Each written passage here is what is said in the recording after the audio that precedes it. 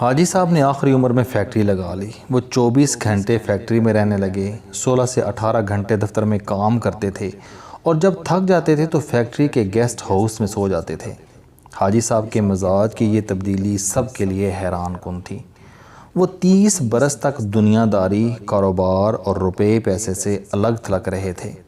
انہوں نے یہ عرصہ عبادت اور ریاضت میں گزارا تھا اور اللہ تعالیٰ نے انہیں اس ریاضت کا بڑا خوبصورت صلہ دیا تھا۔ وہ اندر سے روشن ہو گئے تھے۔ وہ صبح 8 بجے اپنی بیٹھک کھولتے تھے اور رات گئے تک ان کے گرد لوگوں کا مجمع رہتا تھا۔ لوگ اپنی اپنی حاجت لے کر ان کے پاس آتے تھے۔ وہ ان کے لیے دعا کا ہاتھ بلند کر دیتے تھے اور اللہ تعالیٰ سائل کے مسائل حل فرما دیتا تھا۔ اللہ تعالیٰ نے ان کی دعاؤں کو قبولیت سے سرفراز کر رکھا تھا۔ لیکن پھر اچانک حاجی صاحب کی زندگی نے نیا رخ دکھایا۔ وہ ایک دن اپنی گدی سے اٹھے، بیٹھک بند کی، اپنے بیٹوں سے سرمایہ لیا اور گارمنٹس کی ایک درمیانے درجے کی فیکٹری لگا لی۔ انہوں نے اس فیکٹری میں 500 خواتین رکھیں، خود اپنے ہاتھوں سے خواتین کے لیے کپڑوں کے نئے ڈیزائن بنائے۔ یہ ڈیزائن یورپ بھجوائے، باہر سے آرڈر آئے اور حاجی صاحب نے مال بنوانا شروع کر دیا۔ یوں ان کی فیکٹری چل نکلی اور حاجی صاحب دونوں ہاتھوں سے ڈالر سمیٹنے لگے۔ دنیا میں اس وقت گارمنٹس کی کم و بیش 2-3 کروڑ فیکٹریاں ہوں گی اور ان فیکٹریوں کے اتنے ہی مالکان ہوں گے، لیکن ان 2-3 کروڑ مالکان میں حاجی صاحب جیسا کوئی دوسرا کردار نہیں ہوگا۔ پوری دنیا میں لوگ بڑھاپے تک کاروبار کرتے ہیں اور بعد ازاں روپے پیسے اور اکاؤنٹ سے طائب ہو کر اللہ اللہ شروع کر دیتے ہیں، لیکن حاجی صاحب ان سے بالکل الٹ ہیں۔ انہوں نے 35 سال کی عمر میں کاروبار چھوڑا، اللہ سے لو لگائی، لیکن جب وہ اللہ کے قریب ہو گئے تو انہوں نے اچانک اپنی آباد خانقاہ چھوڑی اور مکروہات کے گڑھے میں چھلانگ لگا دی۔ وہ دنیا کے واحد بزنس مین ہیں جو فیکٹری سے درگاہ تک گئے اور پھر درگاہ سے واپس فیکٹری پر آ گئے۔ حاجی صاحب کی کہانی ایک کتے سے شروع ہوئی تھی اور کتے پر آ کر ہی ختم ہوئی تھی۔ یہ 35 سال پرانی بات ہے۔ حاجی صاحب کی گارمنٹس فیکٹری تھی۔ حاجی صاحب صبح فیکٹری چلے جاتے تھے اور رات بھیگنے تک کام کرتے تھے۔ ایک دن وہ فیکٹری پہنچے تو انہوں نے دیکھا ایک درمیانے قد کاٹ کا کتا گھسٹ گھسٹ کر ان کے گودام میں داخل ہو رہا ہے۔ حاجی صاحب نے غور کیا تو پتہ چلا کتا شدید زخمی ہے۔ شاید وہ کسی گاڑی کے نیچے آ گیا تھا، جس کے باعث اس کی 3 ٹانگیں ٹوٹ گئی تھیں اور وہ صرف ایک ٹانگ کے ذریعے اپنے جسم کو گھسیٹ کر ان کے گودام پر پہنچا تھا۔ حاجی صاحب کو کتے پر بڑا رحم آیا۔ انہوں نے سوچا وہ کتے کو جانوروں کے کسی ڈاکٹر کے پاس لے جاتے ہیں، اس کا علاج کراتے ہیں اور جب کتا ٹھیک ہو جائے گا تو وہ اسے گلی میں چھوڑ دیں گے۔ حاجی صاحب نے ڈاکٹر سے رابطے کے لیے فون اٹھایا، لیکن نمبر ملانے سے قبل ان کے دل میں ایک انوکھا خیال آیا اور حاجی صاحب نے فون واپس رکھ دیا۔ حاجی صاحب نے سوچا کہ کتا شدید زخمی ہے، اس کی 3 ٹانگیں ٹوٹ چکی ہیں، اس کا جبڑا زخمی ہے اور پیٹ پر بھی چوٹ کا نشان ہے، چنانچہ کتا اب روزی روٹی کا بندوبست نہیں کر سکتا۔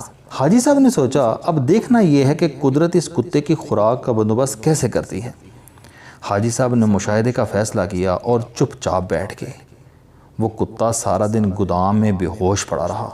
شام کو جب اندھیرا پھیلنے لگا تو حاجی صاحب نے دیکھا کہ ان کی فیکٹری کے گیٹ کے نیچے سے ایک دوسرا کتا اندر داخل ہوا۔ کتے کے منہ میں ایک لمبی سی بوٹی تھی۔ کتا چھپتا چھپاتا گودام تک پہنچا، زخمی کتے کے قریب آیا، اس نے پاؤں سے زخمی کتے کو جگایا اور بوٹی اس کے منہ میں دے دی۔ زخمی کتے کا جبڑا حرکت نہیں کر پا رہا تھا، چنانچہ اس نے بوٹی واپس اگل دی۔ صحت مند کتے نے بوٹی اٹھا کر اپنے منہ میں ڈالی، بوٹی چبائی۔ جب وہ اچھی طرح نرم ہو گئی تو اس نے بوٹی کا لقمہ سا بنا کر زخمی کتے کے منہ میں دے دیا۔ زخمی کتا بوٹی نکل گیا۔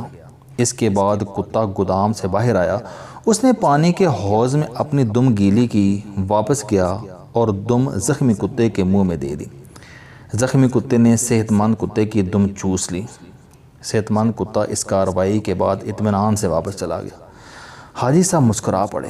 اس کے بعد یہ کھیل روزانہ ہونے لگا۔ روز کتا آتا، زخمی کتے کو بوٹی کھلاتا، پانی پلاتا اور چلا جاتا۔ حاجی صاحب کئی دنوں تک یہ کھیل دیکھتے رہے۔ ایک دن حاجی صاحب نے اپنے آپ سے پوچھا، وہ قدرت جو اس زخمی کتے کو رزق فراہم کر رہی ہے، کیا وہ مجھے 2 وقت کی روٹی نہیں دے گی؟ سوال بہت دلچسپ تھا۔ حاجی صاحب رات تک اس سوال کا جواب تلاش کرتے رہے، یہاں تک کہ توکل کی حقیقت بھانپ گئے۔ انہوں نے فیکٹری اپنے بھائی کے حوالے کی اور تارک الدنیا ہو گئے۔ وہ مہینے میں 30 دن روزے رکھتے اور صبح صادق سے اگلی صبح کاذب تک رکوع اور سجود کرتے۔ وہ برسوں اللہ کے دربار میں کھڑے رہے۔ اس عرصے میں اللہ انہیں رزق بھی دیتا رہا اور ان کی دعاؤں کو قبولیت بھی، یہاں تک کہ وہ صوفی بابا کے نام سے مشہور ہو گئے اور لوگ ان کے پاؤں کی خاک کا تعویذ بنا کر گلے میں ڈالنے لگے۔ لیکن پھر ایک دن دوسرا واقعہ پیش آیا اور صوفی بابا دوبارہ حاجی صاحب ہو گئے۔ یہ سردیوں کی ایک نیم گرم دوپہر تھی۔ صوفی بابا کی بیٹھک میں درجنوں عقیدت مند بیٹھے تھے۔ صوفی بابا ان کے ساتھ روحانیت کے رموز شیئر کر رہے تھے۔ باتوں ہی باتوں میں صوفی بابا نے کتے کا قصہ چھیڑ دیا اور اس قصے کے آخر میں حاضرین کو بتایا کہ رزق ہمیشہ انسان کا پیچھا کرتا ہے، لیکن ہم بے وقوف لوگوں نے رزق کا پیچھا شروع کر دیا ہے۔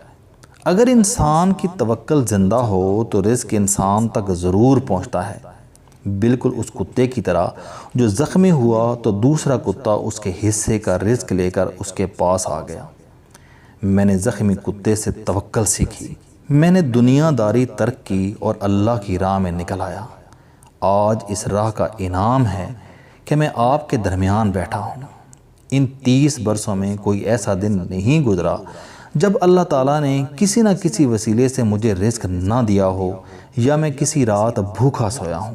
میں ہمیشہ اس زخمی کتے کو تھینک یو کہتا ہوں جس نے مجھے توکل کا سبق سکھایا۔ صوفی بابا کی محفل میں ایک نوجوان پروفیسر بھی بیٹھا تھا۔ پروفیسر نے جینز پہن رکھی تھی اور اس کے کان میں MP3 کا ایئر فون لگا تھا۔ نوجوان پروفیسر نے ایئر فون اتارا اور کہکا لگا کر بولا، صوفی بابا، ان دونوں کتوں میں افضل زخمی کتا نہیں تھا، بلکہ وہ کتا تھا جو روز شام کے وقت دوسرے کتے کو بوٹی چبا کر کھلاتا تھا اور اپنی گیلی دم سے اس کی پیاس بجھاتا تھا۔ کاش آپ نے زخمی کتے کے بجائے صحت مند کتے کی خدمت، قربانی اور ایثار پر توجہ دی ہوتی تو آج آپ کی فیکٹری 500-600 لوگوں کا چولہا جلا رہی ہوتی۔ صوفی بابا کو پسینہ آ گیا۔ نوجوان پروفیسر بولا، صوفی بابا، اوپر والا ہاتھ نیچے والے ہاتھ سے افضل ہوتا ہے۔ وہ صحت مند کتا اوپر والا ہاتھ تھا جبکہ زخمی کتا نیچے والا۔ افسوس آپ نے نیچے والے کو تو دیکھ لیا لیکن آپ کو اوپر والا ہاتھ نظر نہ آیا۔ میرا خیال ہے کہ آپ کا یہ سارا تصوف اور سارا توکل خود پر مبنی ہے، کیونکہ ایک سخی بزنس مین 10,000 نکمے اور بے ہنر درویشوں سے بہتر ہوتا ہے۔ نوجوان پروفیسر نے سلام کیا اور بیٹھک سے نکل گیا۔ حاجی صاحب نے 2 رکعت نفل پڑھے، بیٹھک کو تالا لگایا اور فیکٹری کھول لی۔ وہ اب عبادت بھی کرتے ہیں اور کاروبار بھی۔ السلام علیکم دوستو، علم دوستی چینل بنانے کا مقصد موٹیویشنل اور زندگی بدل دینے والی کہانیاں آپ تک پہنچانا ہے۔ مجھے خوشی ہے کہ آپ کو یہ ویڈیوز بہت پسند آ رہی ہیں۔ کوئی بھی شخص جو مایوسیوں میں گھرا ہو یا کوئی بھی شخص جو اپنی زندگی مثبت انداز سے گزارنا چاہتا ہے، اس کے لیے یہ چینل لائف چینجنگ ثابت ہوگا۔ میرا دعویٰ ہے کہ کوئی بھی شخص اگر اس چینل کی ویڈیوز دیکھ اور سن لے گا تو اس کی زندگی بدل جائے گی۔ اگر آپ کو یہ چینل پسند آئے تو اسے سبسکرائب کرنا نہ بھولیں تاکہ ہر نئی آنے والی ویڈیو آپ تک پہنچ سکے۔ اس ویڈیو کو دوسروں تک ضرور پہنچائیں کیونکہ یہ صدقہ جاریہ ہے۔ آپ احباب کا بہت شکریہ۔